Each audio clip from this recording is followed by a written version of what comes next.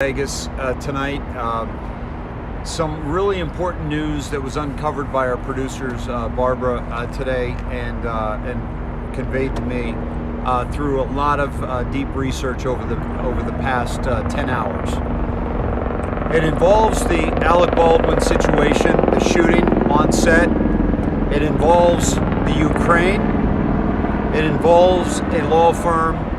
It involves President Trump. And it involves the Clintons. So let me get to this.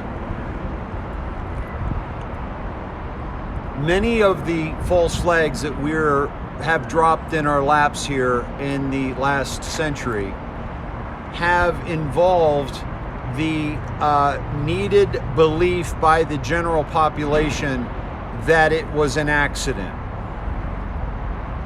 I am here to tell you that I do not believe the shooting on the set of Rust by Alec Baldwin was an accident. The Helena Hutchinson, the first cinematographer for the movie, is now deceased. God rest her soul. But why? Why her?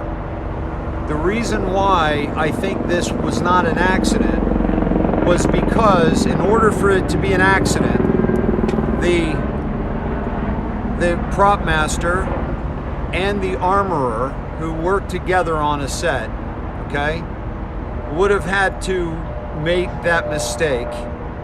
The first AD, when he and the prop master, David Hall, by the way, he and the the armorer, okay, which was Miss Reed, whose father is a legendary armorer in Hollywood, done movies like Tombstone and pretty much every Western in between, from there to here, and before that. So she comes from a family and she knows her way around a weapon. This isn't a mistake that she would have made. This isn't a mistake that the first AD would have made, and it isn't a mistake that Alec Baldwin would have made, because it would have been the three of them together, and the prop master would have been in on part of it. The three of them together looking at that gun. I've been on a movie set. I've done this with an armorer, as a director and as a first AD. You go over it together, and you certainly make sure that the actor is aware that the gun is not loaded. And then, if all of that was an accident and he pulls the trigger, it happens to murder, hit and fatally wound this cinematographer, okay? So if we can just step out of this space of it was an accident and who do we blame for that accident, just for a moment, take a walk with me to a different place, and that is the husband of this cinematographer is a lawyer for Latham and Watkins. His name escapes me right now, but he is a lawyer for Latham and Watkins, the second most profitable law firm on the planet. Latham and Watkins represent Michael Sussman, who is the first major indictment, we feel, in the Russian hoax scenario, complete conspiracy against President Donald Trump. Sussman knows everything. Sussman knows Hillary Clinton's involvement. Sussman knows Steele's involvement, McCain's involvement. Sussman knows everything about what went down and what launched the Russia investigation by trying to hamstring and take out President Donald John Trump. And they did it every step of the way, and they violated multiple laws and treason along the way.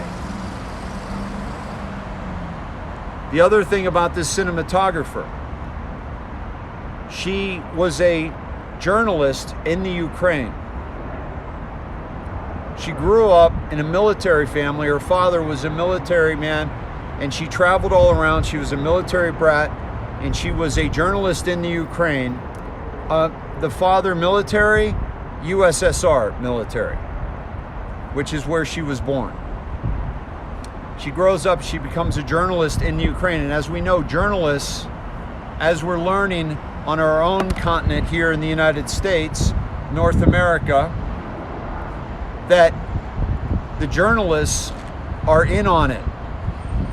That's why we no longer trust any of the mainstream media at all. So the journalist, and then she gets into Hollywood. So Latham and Watkins represented the Ukraine government in a case against 3 Cypriot companies that had challenged the Ukraine in the Stockholm Chamber of Commerce that was set up in 1917 to make sure that private investors in businesses were not screwed by governments that ended up producing at cost and not giving them any dividends. Imagine they set this up because they knew the bankers knew they were going to be screwing. This is 4 years into the Federal Reserve Act. Rothschilds. They knew that they were going to have to basically screw countries all around the world for their oil. So they set this up to make sure that those countries didn't reciprocate the screwing by giving it away, like Saudi Arabia gives electricity to the kingdom, and then they don't make any profit. So this is an arbitration court. And in March 15th, 2021, it was ruled that Latham and Watkins had won for its client, the government of the Ukraine, a $6 billion arbitration, which the 3 Cypriot countries were trying to get the $3 billion. The $6 billion. So Latham and Watkins basically handed the Ukraine $6 billion, but let's call the Ukraine what it is. A piggy bank for the deep state and China to manipulate U.S. congresspeople, U.S. senators, U.S. governors, U.S. locals that are affecting the election, that were involved in the Russian dossier, that supposedly implicated Trump. It never did. So now we've got Ukraine in here, but even more importantly, speaking of the Ukraine, we're talking about the Biden's piggy bank, specifically Hunter Biden and Burisma, and their connection and their collusion with Pelosi's son, with Kerry's son, with all these characters that have come together, and they've used this laundromat called Ukraine to funnel U.S. aid, that our money, U.S. citizens' money, going to bail out these countries, to help these countries. Biden's withholding $1 billion until the guy investigating his son is fired. That's been proven. And this, because this money comes right back into their pockets in special accounts around the world. And that's how they get the job done. That's how this is a huge conspiracy, because we're talking about the billions and billions and trillions of dollars that are spread out amongst their corrupt organization. This shooting, I remember Norm Macdonald, brilliant comedian, was asked by somebody, I can't remember who it was, asked if he liked Alec Baldwin's impersonation of Donald Trump. He said no, he didn't. And he says, well, why? He says, well, it's not political or anything. It's basically that to really get a character, you kind of have to like them a bit. You have to kind of embody them, and you have to have some compassion or like for that person. And Alec Baldwin, you can see his hate come through. Something to that effect. I'm paraphrasing, but it was the general gist, and it explained why I have not liked Alec Baldwin's Trump. And also his politics, but also his lack of actually doing the craft of the art of comedy by impersonating somebody, because it's not comedy. He's trying to take him out. He's trying to make him look foolish. And now this man who's proponent against gun, for gun registration, against gun rights, just like the rest of Hollywood. These hypocrites that are using these guns in these movies, that are doing the things that they're doing. Look at the billboards, folks. You'll see a gun. You'll see a really nasty gun. Hollywood is promoting it. And it brings no joy, it brings no substance to you and me as viewers. And then they try to tell us how we're supposed to act. Hollywood is crumbling. The media is crumbling. Hospitals, the Western medicine, the whole scam is crumbling. Universities are crumbling. Our education system, our unions that aren't sticking up for its members and protecting them from a very dangerous medical procedure that isn't an emergency at all. The school boards are crumbling because we're seeing for the first time with clear eyes in 2020, the Great Awakening, and into 2021, we are seeing what we must see, and that is the real truth behind the curtain that is the mainstream media, is Hollywood, is our elected officials. This stops. This was a hit to send a message, in my opinion, by somebody that was sacrificed, Alec Baldwin, for this job, to show Michael Sussman he is not to speak about any of the things that he knows, and send his law firm a message that they are not to speak of anything that they know, whether it be the Ukraine. And by the way, look up SCC, Stockholm Chamber of Commerce, and look at the board of directors. Look at the chair people of that organization. Follow the money. Follow the Dmitry and his graduation from Harvard. Follow where the money goes. Do you know how much saving $6 billion is worth? Hundreds of millions of dollars, if not $1 billion or $2 billion, to save $6 billion. This should have been a layup.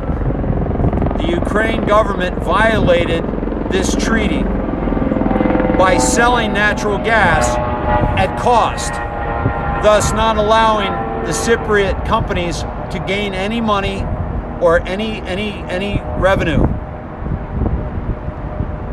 That's a violation of this treaty created in 1917. But because it's to the benefit of the deep state, they swept it away. No $6 billion for you, which you've earned and which you're owed, and which has been contractually guaranteed. Folks, we must stop looking at these things as accidents and look into cui bono, who benefits from these things. Follow the people that benefit, and you'll find your answers to the questions of how does a cinematographer get shot fatally on set that had also had 2 incidents of firearm poor safety that people walked off the set on and they replaced with non-union workers. that situation would have been so heightened that there's no way another mistake would have been made by anybody on that set, because everybody on that set would have known what was going down. The only thing that makes sense is that those two previous ones were to alert us that this was no accident, that this was planned, this was strategized. And this will serve the family, Clinton, that has a body count too high to count. That's who's going down. And that's who's trying to save their ass from going down. My name's David Snedeker. This is the Indoctrination. I'm standing before a symbol of the Illuminati, the pyramid, next to the hotel, which was also supposedly, you know, the lone gunman, like Oswald, right? Like those guys, like we're supposed to still believe that. Multiple shooters happened on that day, and the witnesses from this event, more witnesses from this event have been murdered than witnesses on the grassy knoll in 1963 when President John F. Kennedy was assassinated. This was an attempted hit on our president at the time, Donald Trump, and to discredit his followers, and to Saudi Arabia, to point us to Saudi Arabia and Talaweed and how they owned floors of the Mandalay. That's why I'm doing it in front of this. And this pyramid is a beautiful thing that is showing electricity, which is the way I think they look back in Cairo back in the day. But they've taken all these symbols, of these powerful symbols, and they've made them their own. Also represents the pyramid with which we are living under, you and I. Okay? We are down here.